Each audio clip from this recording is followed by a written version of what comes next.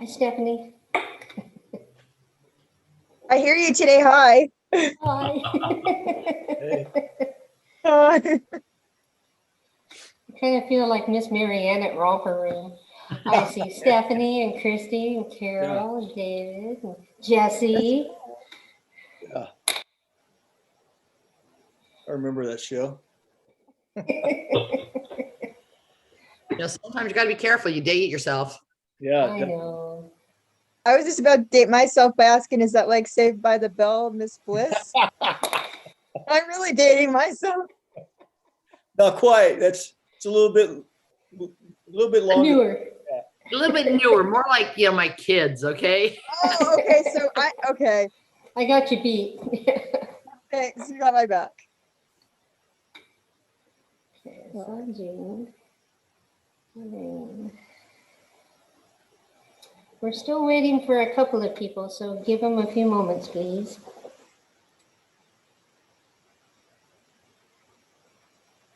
It's like quite a few people. Quite a few are out still. 1, 2. I have 2 members and 2 auxiliary members.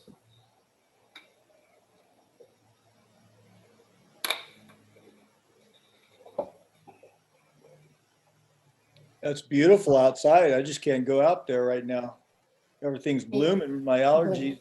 I don't want people thinking that I have any, virus or anything. It's hacking, coughing. I know we used to just assume that people had allergies. Now it's like, oh my gosh, maybe they got the virus. Yeah.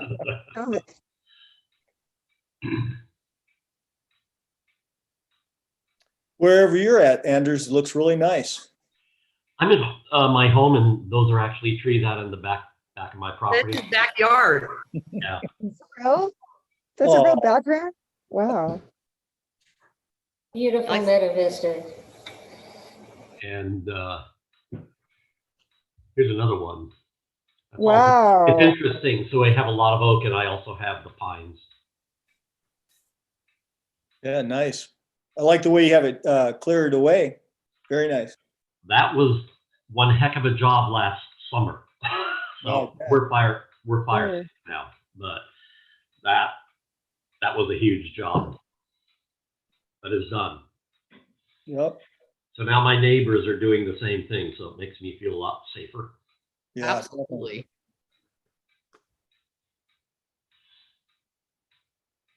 Question for Andreas. I have 5 of 7 members and 2 absent auxiliary members. Do I have a quorum? You do. Thank All you. Okay. Well, let's go ahead and get started then.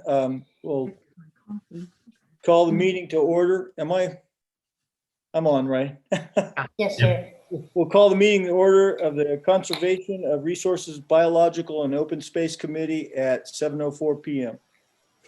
Let's pledge allegiance. All right.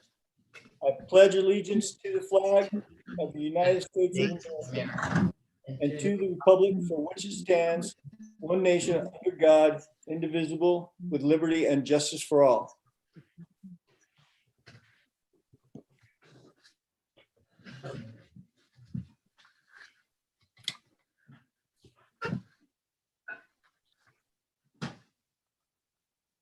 Okay, can we get a roll call? Yes, Chairman Jeff Duncan. Vice Chair Stephanie Youngblood. Here. I do not see Tim. Sylvie Fournier. Yes, sir. Lorraine Thaybold. I do not see Lorraine. Jean Wilson. Here. Jesse Lunsford. Evening. And that's it. Okay. All right. Sorry, my lighting, the sunlight was coming in. So, there we go.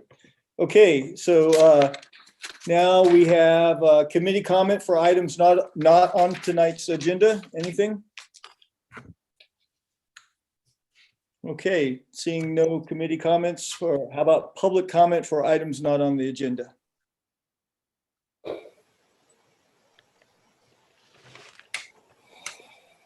I have 2 members of the public, but neither one of them have their hands raised, so Okay, so none. let's go ahead and I need a motion for the adoption of the agenda. I so Make a move. motion. Okay. Go ahead, Jean. I so move. Second? Stephanie, you seconding it? Yep. Okay, so we'll have a vote.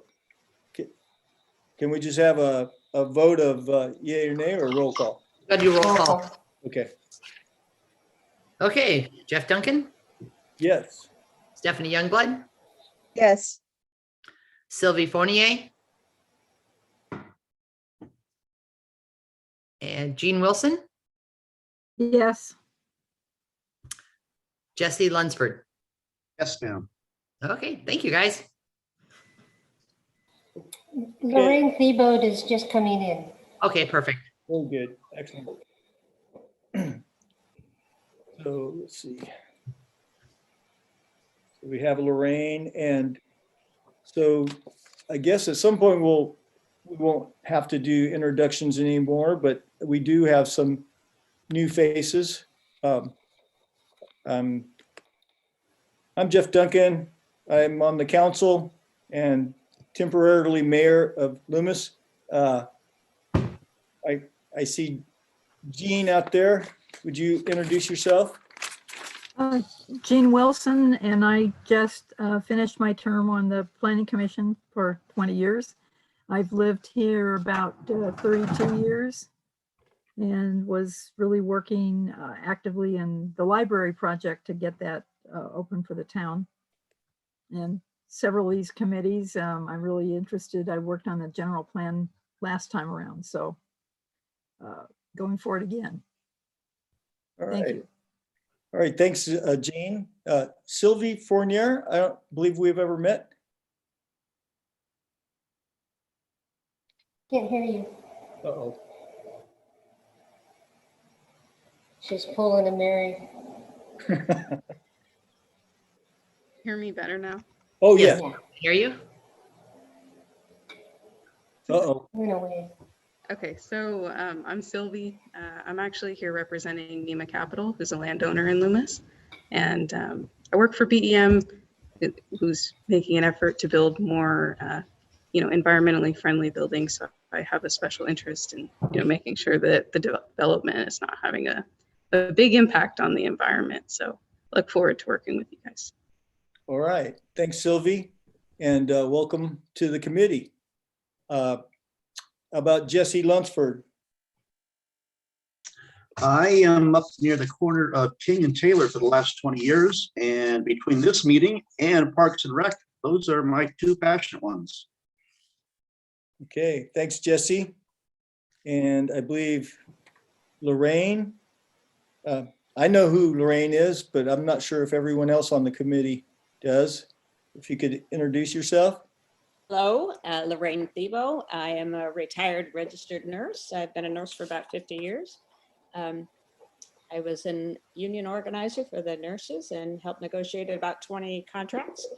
I've been in Loomis for probably 13 years. My kids went to Del Oro High School and Loomis Grammar School, as a matter of fact.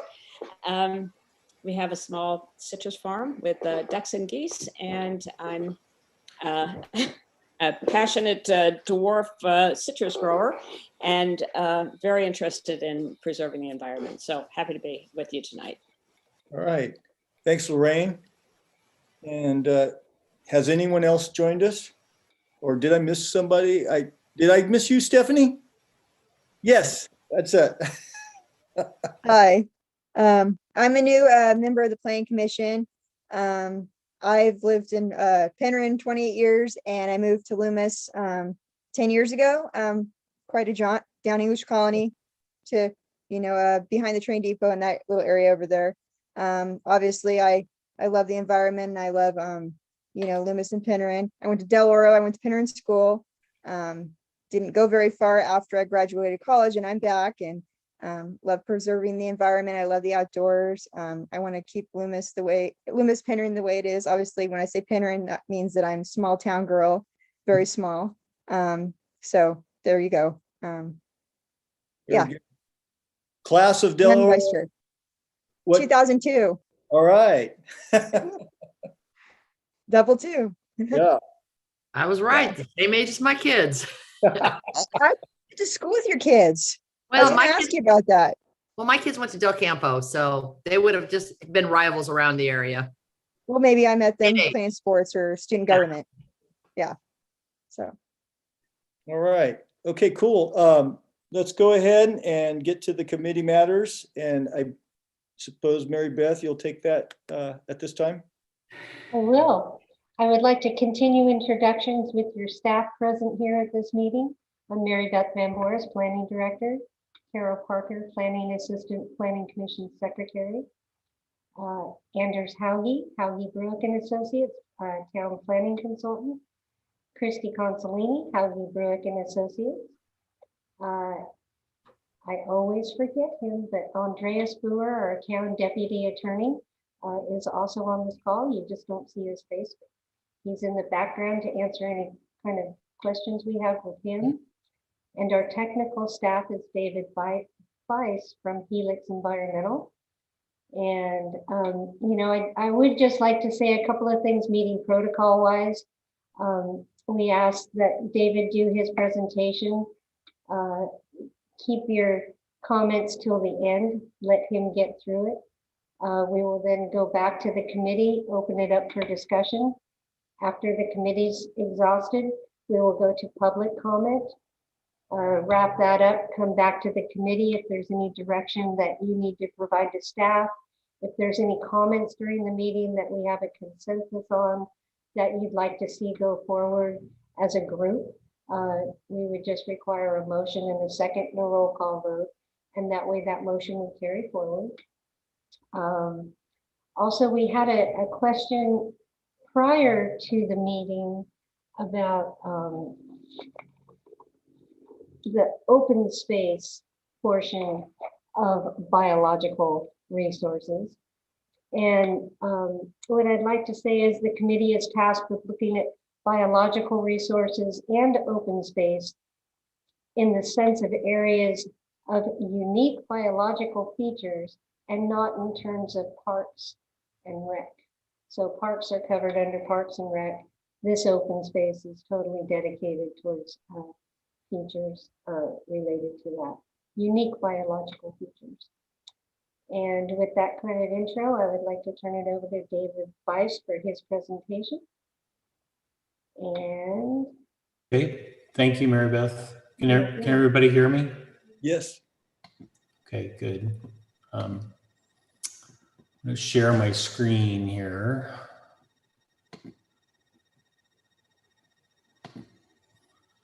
Can everybody see that? Yes. Okay.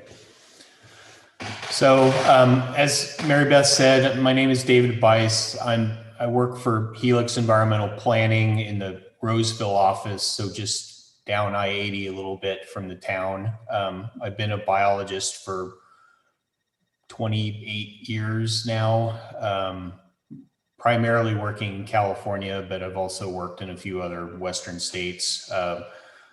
And most of that 28 years has been in Northern California. So I've spent a lot of time up here. I'm a resident of Placer County in Roseville. So just again, down the freeway a little bit from the town. So we're going to talk a little bit specifically about biological resources and open space in the context of what Mary Beth mentioned as far as protection of unique biological resources. So the agenda tonight is we're going to talk about some of the available documents that have been posted already for the committee members to take a look at, go over briefly the existing setting and the markups and changes that we've done to date.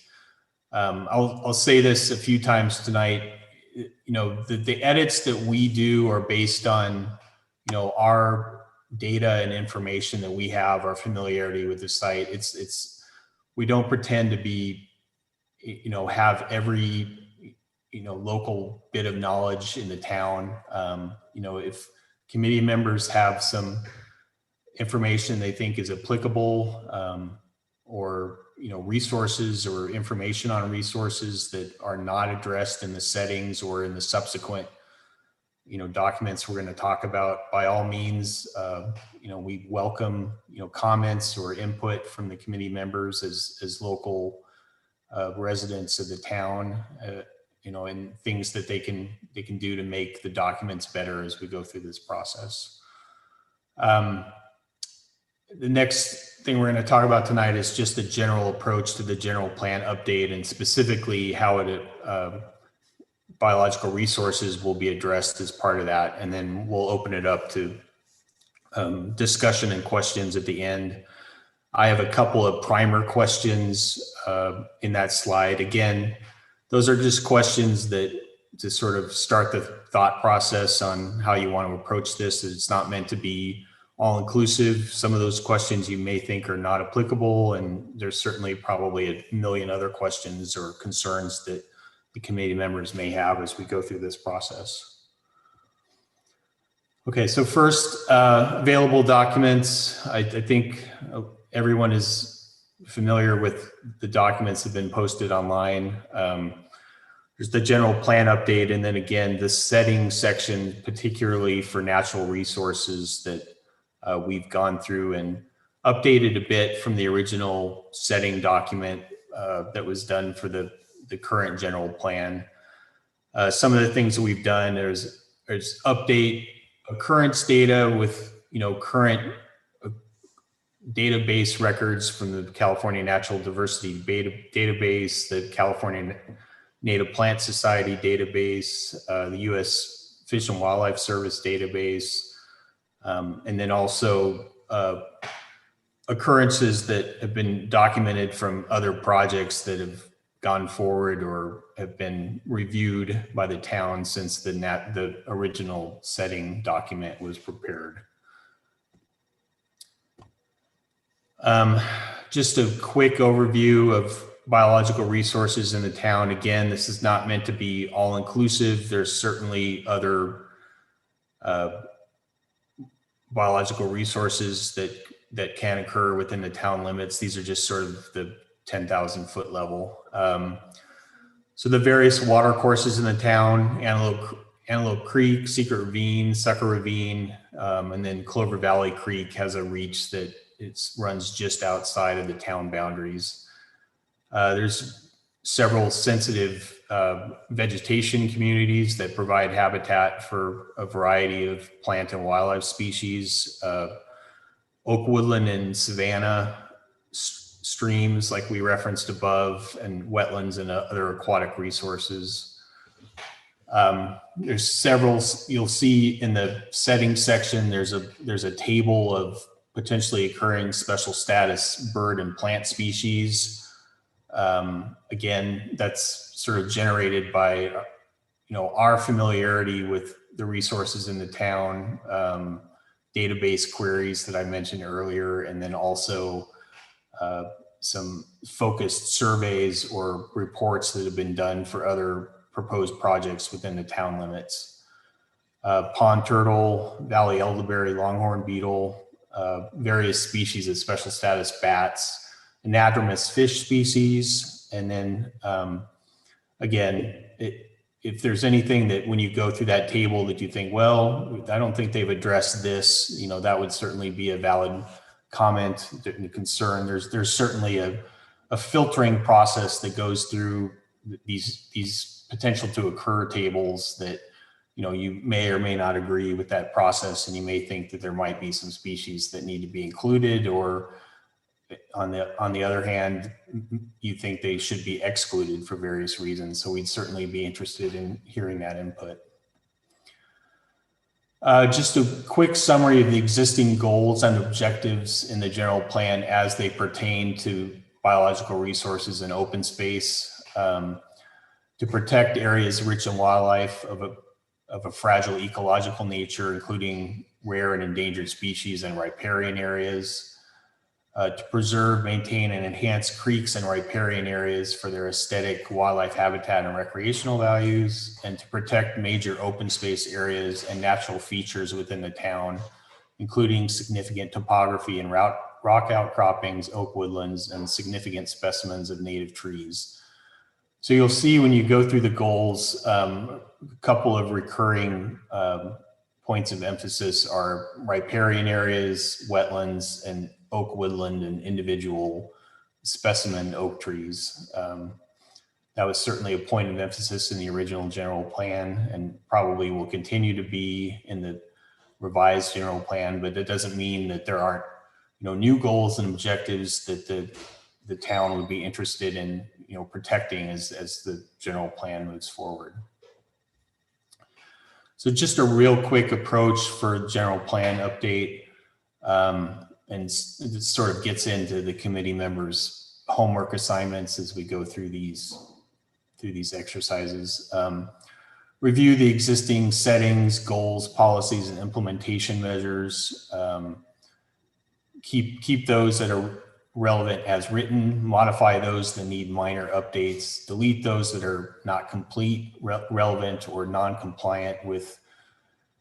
There's various reasons why a goal or policy could be non-compliant at this point. Maybe state law has changed since they were originally written.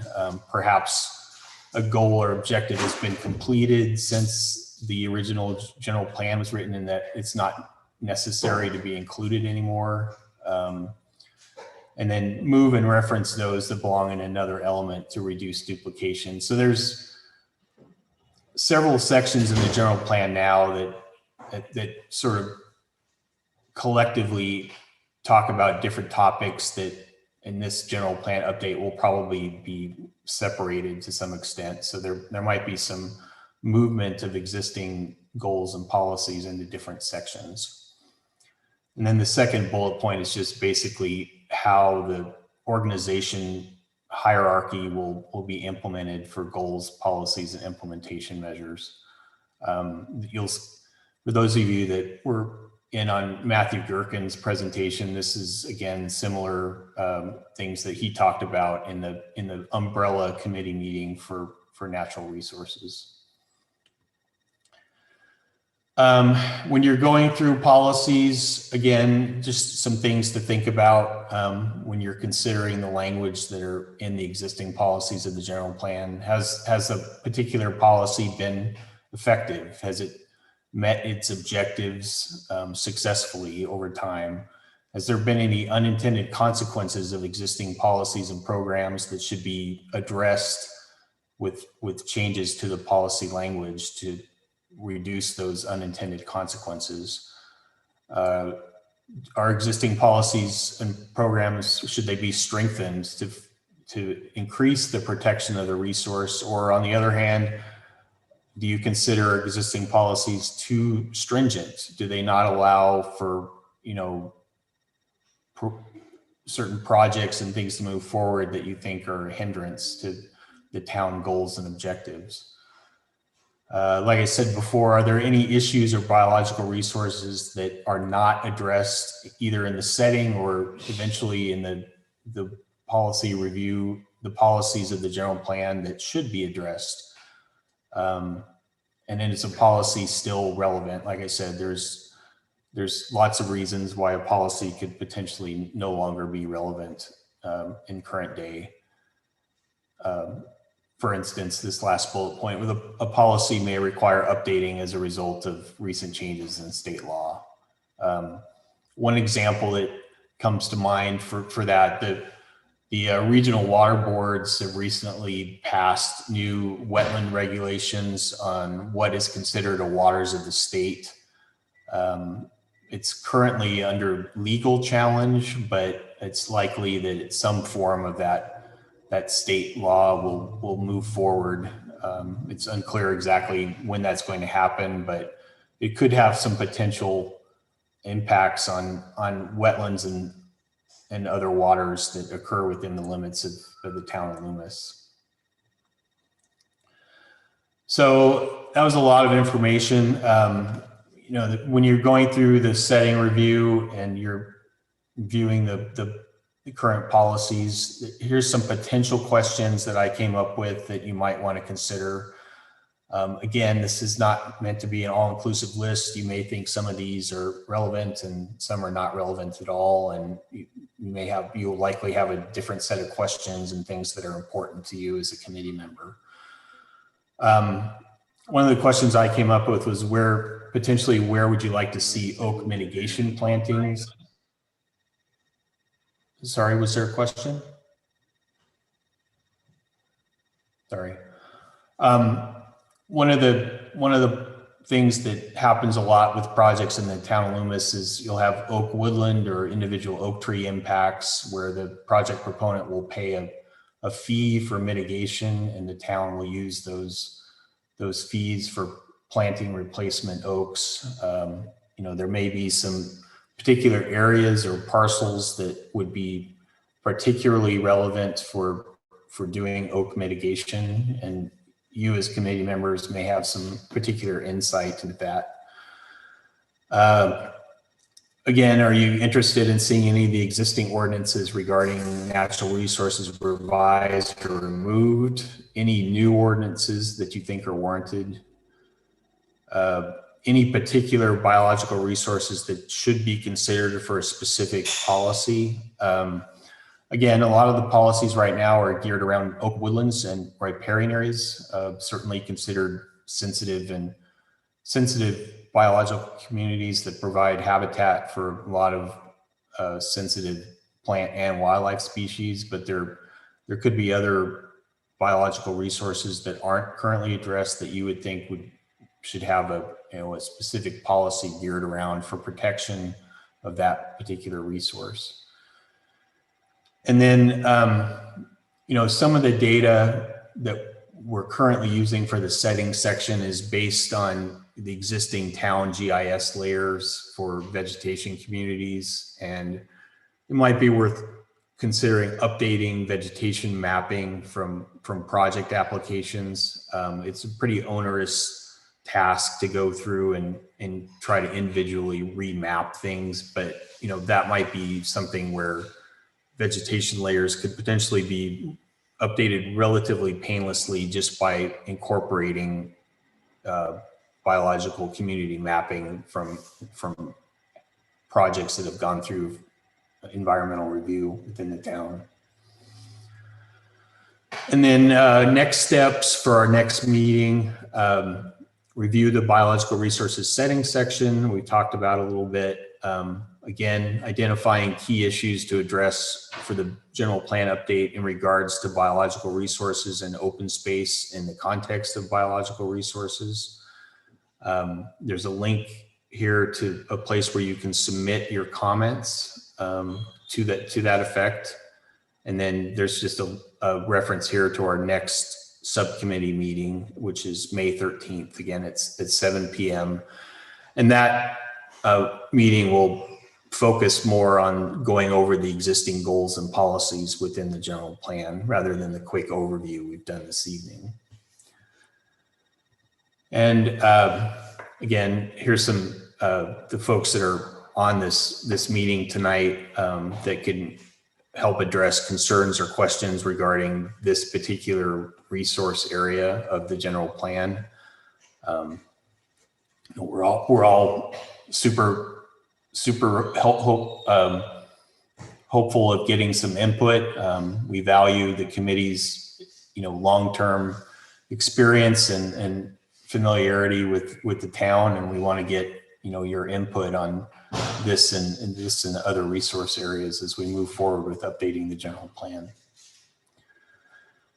So with that, that's sort of the quick overview of the process and where we're going. And I don't know, Mary Beth, do you want to open it up to questions at this point, or? Certainly. One thing that I'd like clarification to everybody is, you have your technical team, but that your comments are best directed to the email address of gpupdate@loomis.ca.gov. that particular email address gets disseminated to multiple people. So if somebody's busy doing something, or maybe we even need to reach outside to get a response to that, you get more of an option to get your question resolved. Those comments or questions will also be placed into a spreadsheet that we're creating, and every comment, question, concern is loaded into that spreadsheet and will carry through all the committees and be wrapped up in the end. So at any particular point, you say, hey, I was at this meeting and I asked this question, I never got a response. You will be able to sort back down through that spreadsheet and find your question and find the answer. So we're trying to make it as painless as possible. Also, our website, the existing general plan is on our website. The current settings, volumes 1, 2, 3, 4, no, we just go to 3, are all out there. So any of those matters, topic-wise, say, I mean, you're looking at biological, but maybe you're thinking open space and what's this and land use and what goes on there. So, you know, feel free to pick up any of those other documents and review them, because they will help you understand the process a lot better. At the top of the general plan update webpage is the town's mission statement. The town adopted its mission statement in 1991. At this point, we're asking all committee members to look at that mission statement. Does it still make sense? Should it be tweaked? I mean, things have changed a lot in 30 years. So not quite 30, but you know, is it still relevant? Can we beef it up? Can we make it more Loomis today and future? You know, whatever those recommendations, suggestions are, we welcome anything on any topic. So just read your little hearts out. Lastly, before we open it up to questions, I just want to explain to everybody that these meetings are all recorded live via YouTube. So as a committee member or even a participant, if, say, you have to bail after a half hour, you can always go back to the Town of Loomis at YouTube page, find that committee meeting, watch it in its entirety, replay it over and over again till your heart's content. And, you know, really engage in the topic. It's hard for folks like David, our technical staff, doing this stuff when, you know, we don't know what everybody's level is of review of those documents. So, you know, hopefully by our second meeting, everybody will have reviewed David's recommendations and gone through and critiqued where we're at today with all of those things. So, you know, by all means, if there's something circulation, you know, you can look at the circulation committee and their meetings and stuff, robust comments and discussion, because traffic is a big concern in town. So, you know, just don't hide yourself in a little biological box. Think big term, small town appeal. So with that, Chairman Duncan, would you like to open it up for committee comment? Yes, please. If there's anyone wishing to comment, now's the time. Thanks, David, for a real good presentation for our first committee. I have Tim Onderko wishing to speak. Go ahead, All right, Tim. thank you. Thank you, Mary Beth, and thank you, Mr. Chair and committee members. I thank you for the presentation. That was a very good way to set up the conversations that I hope this committee looks to have. I am interested in revising our tree ordinance fee schedule. You know, fire season and fire hazards have become fire season has become much more of a burden on our community and the region. And I think that private property owners should have broader rights and flexibility when it comes to trees on their own properties. And you know, CAL FIRE has recommendations on these kind of things. And I think we should look at other agencies on to what they're doing as far as clearing trees and scrub on properties. And I think that what would be nice, Mary Beth, is if staff could bring forward our current fee schedule so that this committee, next time we meet, look at it and perhaps look at other like communities and towns and cities that to see what they're charging on their fee schedule. But I think it's important. What I have heard from people is, you know, if they have a property and they're wanting to clear out trees, that they don't believe that they should pay $70,000 or $80,000 to take out trees on their properties, especially if they're trying to reduce their fire hazard.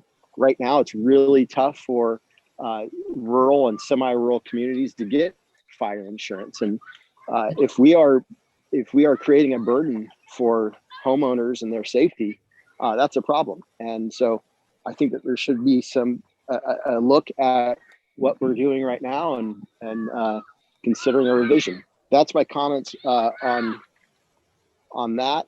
Is that the right is this the right committee to be bringing this up, Mary Beth? Or is there another committee that this topic might be addressed? Yeah. All right. Carol? Thanks, Tim. Okay, Yeah. so first, Tim, I just want to clarify to you how our tree ordinance is written right now. And if we have a property owner who is a residential property owner whose lot cannot be subdivided, they are required to submit a tree permit for any oaks that they're removing. But as it is written in the current tree ordinance that was approved in 2014, property owners under that criteria are not charged at this time for removing their trees. They are exempt from the fees for tree removal. They are required to turn in a tree permit application. But it is important to note that number one, our tree permit application does not have a fee attached to it. Number two, again, just to reiterate, if you are a property owner in a residential zone that cannot be subdivided, which is really the big bulk of our properties, our property owners right now are exempt from mitigation fees.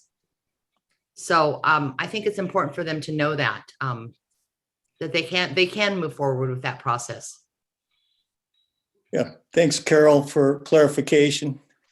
Anders, you have something to say? Yeah, a clarification that, you know, this is a general plan, so we're up at the 30,000 foot level. So my suggestion is if we provide the rate schedule, fee schedule to the committee, what we have to do is talk really about the 30,000 foot level, which would be, should there be charges? Who should be charged? What's the purpose of the charge? What's our goal in the charge? And then take a look at the general plan goals, policies, and see how we should modify those to clarify that. So the actual rate schedule is way in the weeds. We have to take it up there and, you know, what are we trying to accomplish in the town with our habitat? So just to remind everybody, keep it up high. And Carol, there is a lot of rural parts of Loomis, and are the fees the same for the entire town of Loomis? Again, if you look at the majority of our individual residential parcels and even in our big zones that are 4.6, we do not have a large number of residential lots that are subdividable at this time. Yeah. So that schedule is pretty much the same. And, you know, we are able to process tree permits on a really quick turnaround time on these residential parcels. Where we run into mitigation is on lots that are subdividable, because that kind of comes into a development situation. But for our general residents, which, you know, a lot of what Tim is referring to here, if you're clearing to get your 100 foot clearance for fire prevention, it's just, you just have to turn in a permit, show the verification for why you're removing these trees. It's not difficult, because the idea is not to make it so onerous on our residential lots. And they can always call us. So I'll walk anybody through the process. Right, yeah. I've never had a problem since 1986, so. But, okay, so who's up next for question or comments? Committee members, raise your hand. Jean? Unmute.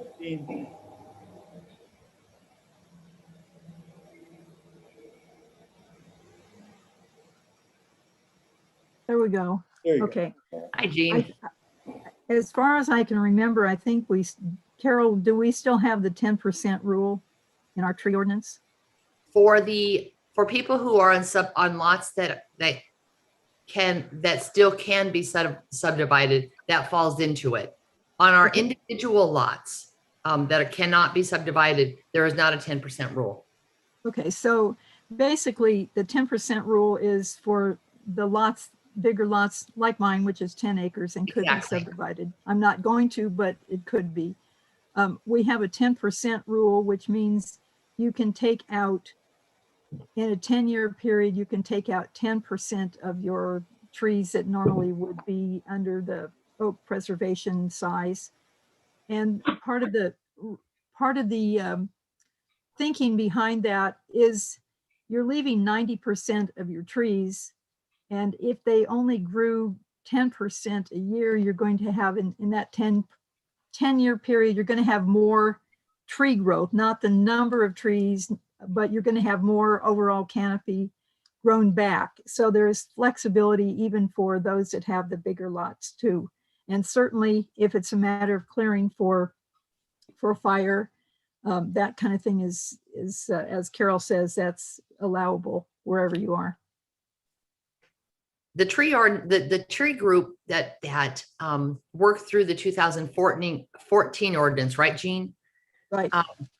They worked for a very, very long time to make a tree ordinance that was much more user-friendly, one that people could understand. It preserved the tree canopy for the town, but at the same time, Jean's team worked really hard to help property owners take care of their own properties. And I think that's a really important note that for tree mitigation, for fire prevention, the town is fully supportive of that nature. Okay. If I could real quick, based on what Jean said, the way to look at this is the goal might be is we preserve the tree canopy in the town of Loomis to a certain percentage or some other criteria that then would drive the eventually the tree ordinance. But what Jean just said is we want to preserve the canopy. We allow some thinning for various purposes, but it's to preserve the canopy. And honestly, I'd ask David from the standpoint of a healthy oak woodland, there may be some other policies that we could take a look at it. But that's the kind of thinking that we need to be doing at this committee is what are we trying to achieve? And then our ordinances, can follow through. Okay, so anyone up next for a comment or a question of David or staff? Lorraine? Thank you. I wanted to thank David. I thought the presentation was really valuable and I enjoyed the reading. I learned a lot about Loomis I didn't really know before. But I still have a few questions before we go into the next meeting.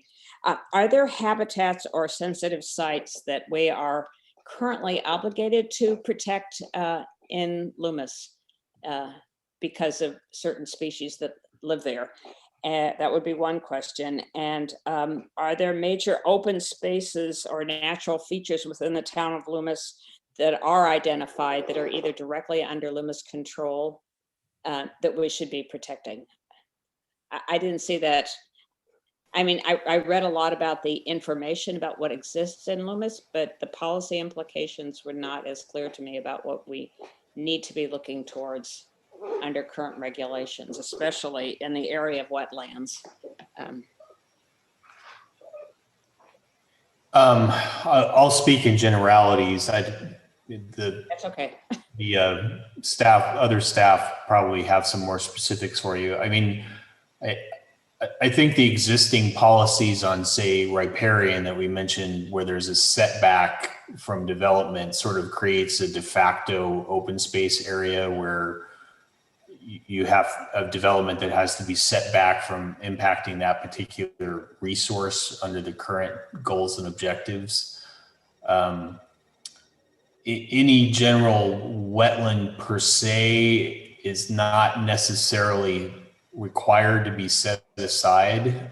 You can certainly get permits for fill of wetlands through the resource agencies that regulate those resources. But you know, the town could certainly, you know, the state itself has rules and mitigation requirements that try to minimize those impacts to the extent possible. And,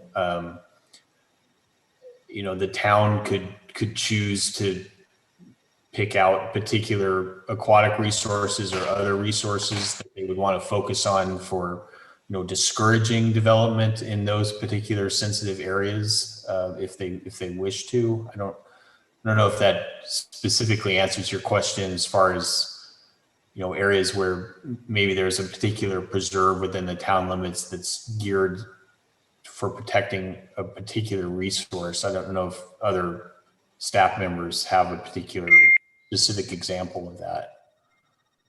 I don't believe there's any place in town that is protected. And so this is an opportunity in this general plan to possibly talk about maybe as an objective, it is to protect existing riparian habitats, and then maybe policies, or we'd like to do what we can to protect secret ravine, and we can go through and discuss those. So there's a structure for doing that, but at this point in time, there is not. There is some protection for secret ravine north of Brace. North of Brace, okay. Yes. All right. The other thing just to throw out is we need to think about how to pay for some of this stuff, especially the staff right now is dealing with, and David is working with us on dealing with planting of oak trees in compliance with mitigation for various projects in the town. I think the town has enough property for 100 oaks. And if we want to plant more than 100 oak trees, we're going to have to go out and find other places. And how do we buy that? How do we maintain those and have the fees for it? And at this time, there is no structure. So that becomes, if you have any ideas about how to fund and maintain oak woodlands and riparian habitats, that would be really, really a good thing that we can do for the town. In one of our previous committee meetings, and I'm sorry, I can't tell you which one, somebody was discussing the fact that, you know, the oak trees, all of a sudden they die, they crack, you know, whether it's heat, cold, they mature, they're aged out. And these trees on private properties, they're big, beautiful oaks that are now cut up and turned into firewood because they were dead, diseased, or dying. And what occurred to me was the opportunity perhaps to, and I'm just going to throw this out there, for private property owners that lose something like that, if we could create some kind of mitigation where we can give them a tree to plant on their property out of our mitigation funds. I know there's gifts of public funds that are involved and stuff, but if there was a crafty way to come up with something like that to kind of replace the existing inventory, even though they're starting out smaller, they will grow and be big and still take the place of the mighty oak that was in its place. So that was just an observation. Andreas? I had just unmuted myself because I figured that was coming my way as soon as you said gift of public funds. So where the city has determined that there is a public purpose in preserving oak woodlands, I don't think we'd be looking at a gift of public funds issue with the town giving people oak trees to plant on their property to replace dead oak trees as part of this mitigation use. So I think that would be a fine way of doing that and a fine way to cite some of those trees. And especially because, like Andy said, the town properties, we've only got place to plant 100 trees. Now, Loomis has a lot of trees. There's no doubt about that. But you know, the loss of the big trees is what I was kind of leaning towards. Thank you, Andreas. Okay, is there any other questions or comments from the committee? Jesse?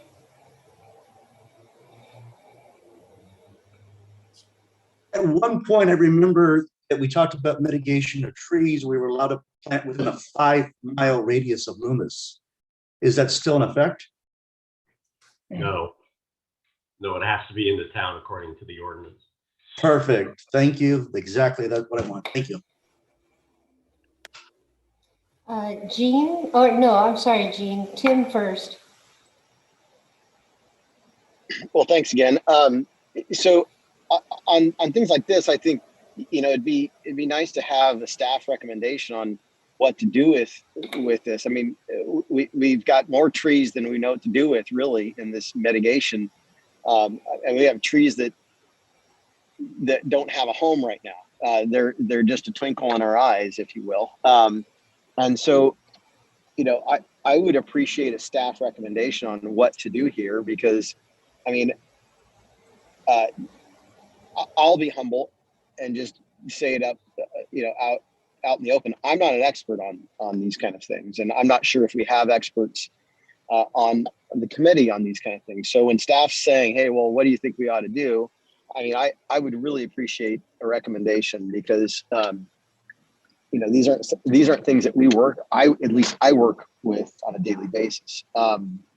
So maybe a recommendation on, you know, how far out should we go? Should we team up with, say, Placer County? There's trusts out there. There's other jurisdictions that have this same issue. A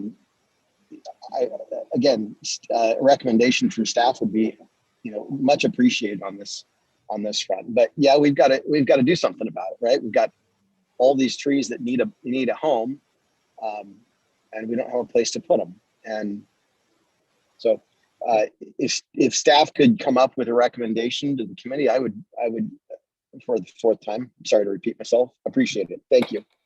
All right, thanks, Tim. I wanted to talk about this as well. Now, I remember the last time we were talking about trying to find a place to put trees, and to Tim's point, I did bring up, I believe it's called off of English Colony, the Trailer Ranch Bird Sanctuary and Horse area, and that's within 5 miles, I believe, of the town of Loomis. And I thought that would be a great place. And I know Jeff Darlington has talked about trust, you know, a trust issue. So this is something that I think we would be interested to hear from our experts in the field. So just my 2 cents, and I'd love to hear from any other committee members, any comments or questions. I haven't heard from, okay. I'm sorry, Jean had her hand up. Yes. Can you hear me? Yes, I need ma'am. to unmute it? Okay. As far as one thing that I don't know has been considered is the town does collect not only a parks fee for developed kind of parks with the recreational sort of facilities, we could collect a separate open space fee. And as far as I know, we've never purchased anything. So maybe one of the things that could at least be looked at is using some of that open space fee money and to purchase property that's open space and also would make a good tree mitigation bank or place to put some of these trees that the town could use for open space and would solve some of the tree bonus that we're banking and collecting fees for and not being able to plant. One thing I did wonder is I heard a figure of how much of the town was covered in a tree canopy. Now those are not all probably oaks, or that's going to likely be a photographic thing where you would include all the landscape trees as well. But do we have a figure for that? I heard somebody said 40%, but which is pretty good, but I don't know if that's true. Does anybody know if that's a decent figure or not?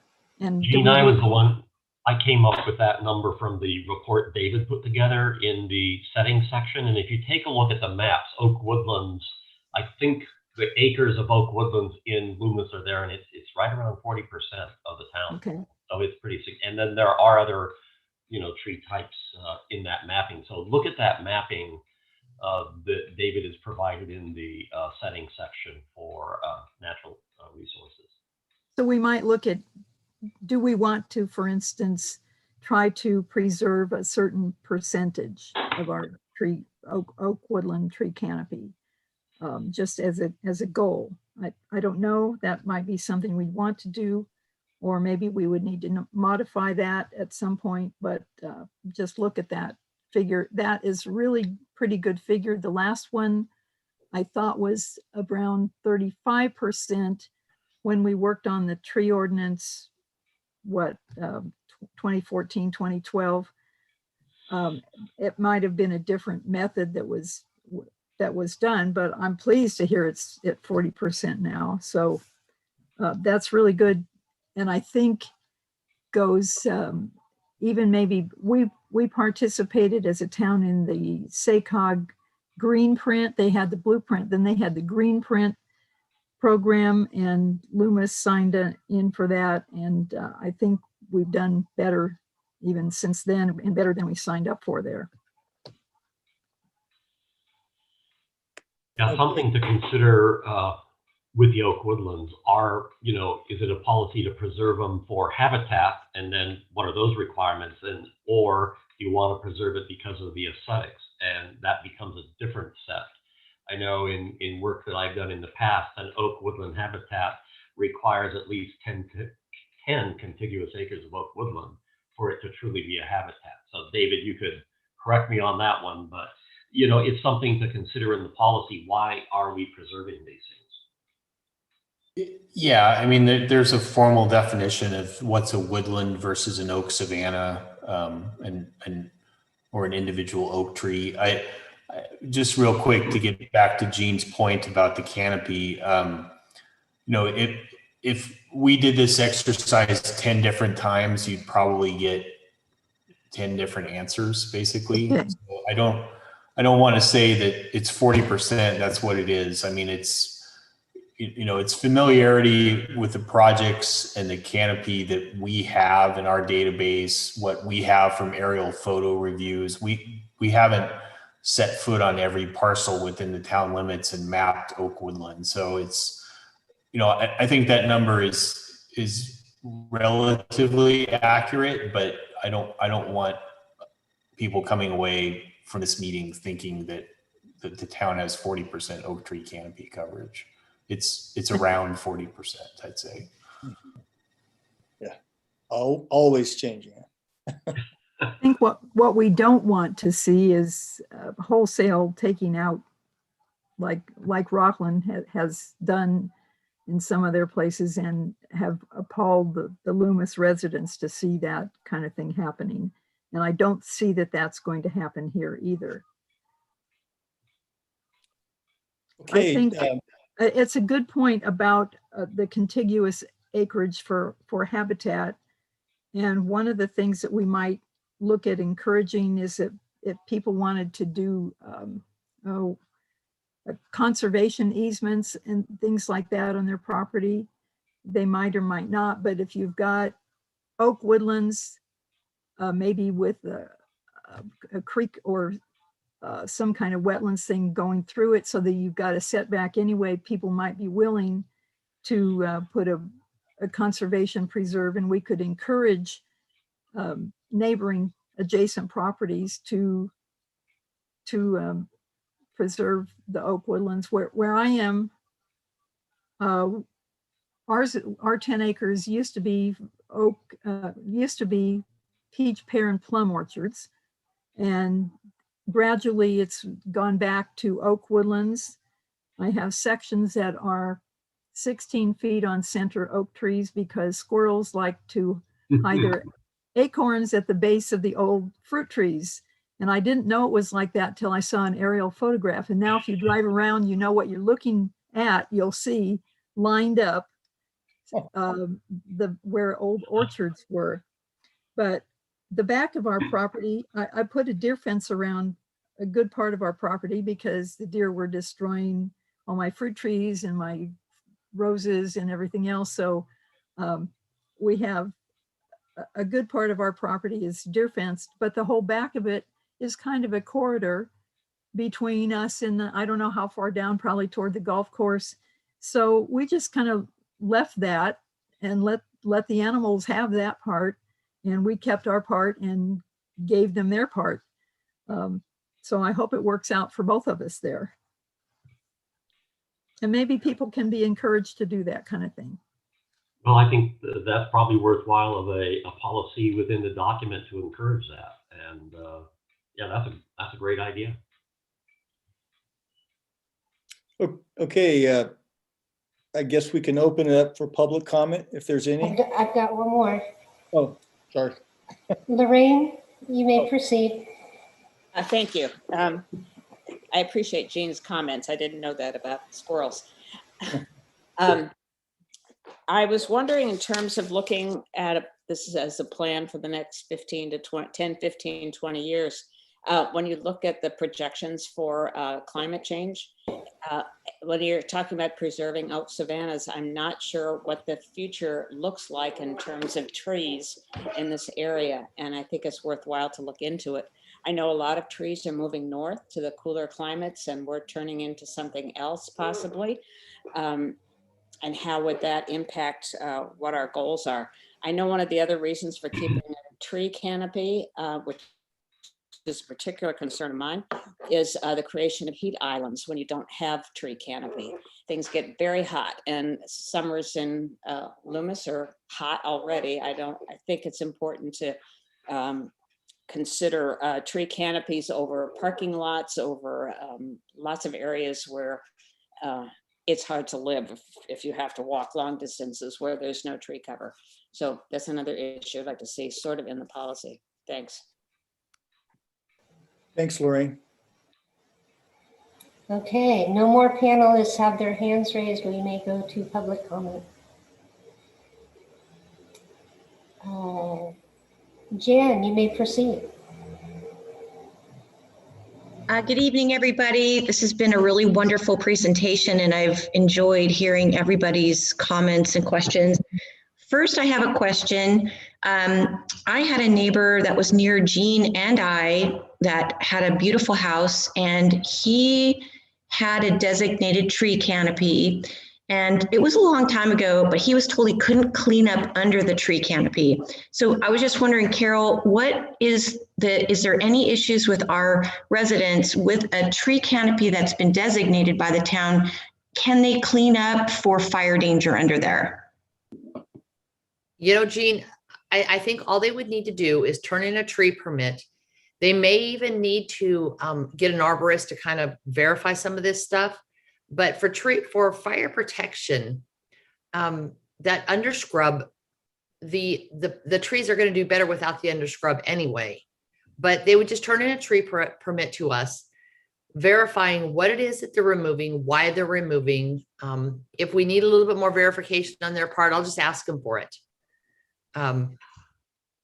Because obviously we don't want to take down the tree canopy, but we also, when we watch what's happened in our communities around us, we have to be really careful about that as well. Yeah, but I guess what I'm saying is, let me go backwards. Of course, my family, we own quite a bit of acreage here, and I love oak trees. I love granite rock outcroppings. I love Loomis. I think we live in a paradise. And I can tell you that with global warming, I have lost so many trees out here at the golf course. It's heartbreaking. But at the same side, we do have, other types of trees and oak trees that are dying. And so, I was thinking about what my neighbor said, and he actually told me that he wasn't allowed to clean up under there because of the designated tree canopy. And I thought, I mean, I'm thinking at this time of our lives when we're having all these wildfires, that I hope that we can come up with some sort of happy medium where a resident can feel like he can clean up under his tree canopy for fire danger, but obviously not endanger the canopy itself. So I just wanted to put that out there. Also, you know, again, I kind of question the 40% just because of the amount of trees we've lost. And I think it would be really important for us to get somebody to look at that so that we can actually understand how many oak woodlands that we have.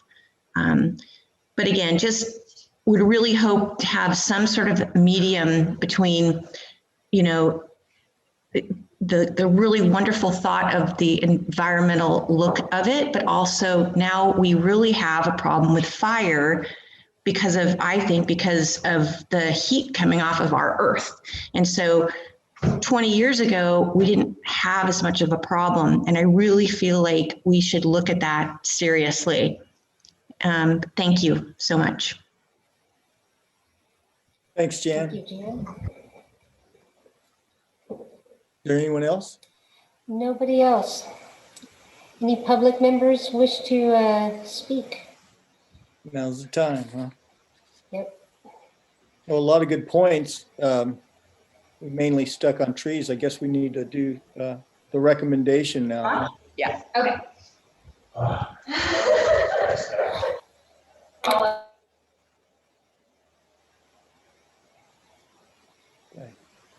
I heard something in here. Yeah, I did too. I don't know where it came from.